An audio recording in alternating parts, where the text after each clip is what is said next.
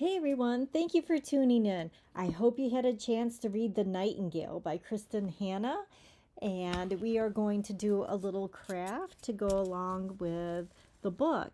I love this book. It was, I don't want to say a feel good one, but just women power. So uh, I hope you get a chance to read it. I don't want to get into details with it and ruin the story, but I highly recommend it. Really good book. To go along with it, I wanted to make these, I call them macrame mason jars, but we're not really doing macrame on it. So it's more of like a mason jar fairy light, I guess I should call it. Um, this is just a bit easier than doing full blown macrame. Um, I'm going to start out with three of the lark's head knots onto, I believe that's a 3-inch ring, and then I'm using the macrame cord, and I am simply just tying them. No fancy knots, attaching these cords. You could do the square knot, the half square knot, the full square knot, the whole rigmarole there, but to keep it simple, I'm just tying it.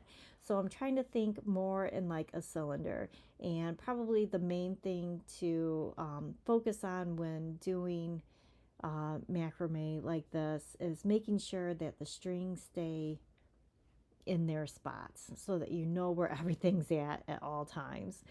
Um, Once I kind of tie everything down, I'm going to take strings side by side and then just do a double knot and work one of my beads onto the knot there. So if you use scotch tape, it's really good to have scotch tape on hand for projects like these, but it makes it a bit easier to thread little the little bead through there.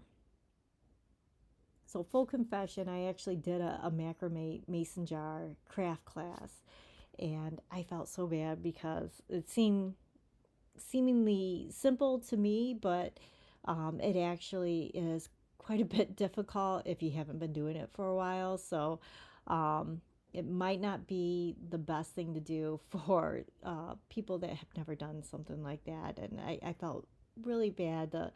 The students were just wonderful, but I could tell that some of them were getting a bit frustrated, trying to remember how to do everything.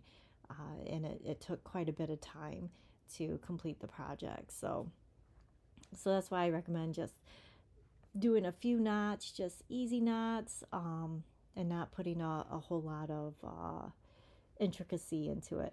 Unless you want to. If your friends are totally into that and they just want to keep going, go for it. But keeping it just kind of simple is probably the best way to go.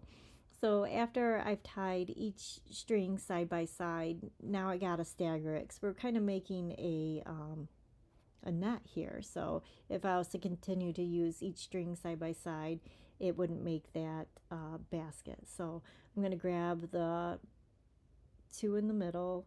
Well, there's four in the middle, but the two that are side by side in the middle, as you can see here, and then two on the outside, kind of like what I did on the first set of knots. And I'm just eyeballing it, trying to make sure that everything is equal distance so it doesn't look all wonky when it's hanging. It has kind of some consistency. And you can add more beads here too if you'd like. I just kept on with the knots. Um, with the strings, it is, you end up using more string than what you think. So I would get a good length of string. You might want to do one run through just to make sure you have enough string to complete the whole project before cutting off three pieces. Um, I'll see if I can find, I can't remember the length of string that I used. Um, I'll measure that. I'll put that in the descriptions if you kind of like the size of this lantern. And you can kind of use the same guidelines if you'd like, but I'll put that in the descriptions. Uh, but at the end, after I've done that a few times, kind of made my basket, I'm just doing real easy, just a knot at the end, and then you can trim up your tails and you can brush them through if you want that loose thread look. Um, but it should hold your little mason jar, and this is the smaller of the mason jars. I don't even know what the ounces is, but they have like the real big mason jars. This is just like the smaller size, so that you don't have to make it too big. And then these lights I found on Amazon, and they're real cheap and expensive, but super cute, super light. Just tuck them right into the mason jar. Took a little double-sided tape there so that they attach to the top, and then that way you don't see the mechanism. And I have this sweet little book I got at Hobby Lobby of different nature stickers. So I'm just using a few little bees. You could paint over your mason jar. You could leave your mason jar as is. You can add, I don't know what you'd want to add else other than stickers, ribbons, however you want to jazz it up if you want.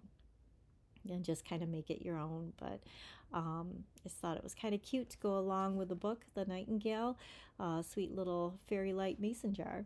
Thank you so much for watching.